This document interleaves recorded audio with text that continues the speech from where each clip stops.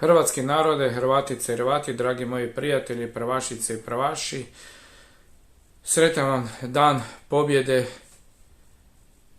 i domovinske zahvalnosti, dan hrvatskih branitelja, 28. obljetnicu vojne redarstvene operacije Oluja. Održat će se sutra, u subotu, u Kninu. Ja i moji prijatelji nećemo doći, nego ćemo imati Oluju u Zagrebu ispred sjedišta Srpskog narodnog vijeća Milorada Pupovca, zato što on svake godine napada Oluju, napada Domovinski rat, a i prije nekoliko dana veličao je četničke zločine u Srbu nad hrvatskim narodom, a njegov koalicijski partner Plenković će sutra biti u Kninu.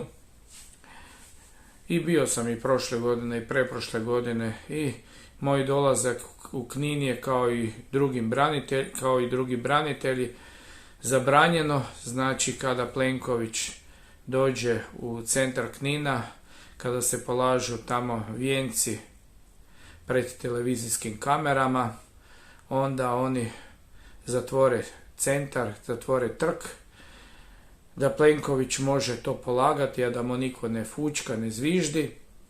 Kada on to svoje odradi, znači kada mediji njega snimaju, ne snimaju branitelje,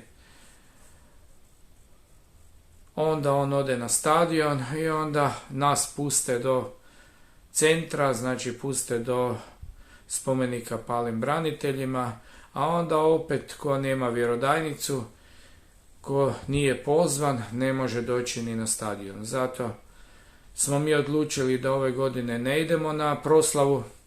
Mi slavimo u svojim srcima, zato svima čestitam dan pobjede i domovinske zahvalnosti i zato idemo sutra ispred sjedišta Srpskog narodnog vijeća, idemo ispred Pupovca da mu kažemo da Hrvatska je Hrvatska, Hrvatska će uvijek ostati Hrvatska, Hrvatska nikad neće postati velika Srbija. Hrvatske narode, Hrvatice i Hrvati, dragi moji prijatelji, pravašice i pravaši, Hrvatska nije slobodna, oslobodimo Hrvatsku, bez borbe nema slobode, nikad nam neće zabraniti naš pozdrav za dom spremni, Bog i Hrvati, Hrvatska Hrvatom. A ovi od Plenkovićem na čelu upravo nam oni brane za dom spremni. I ja se odjavljujem s našim pozdravom za domovinu spremni.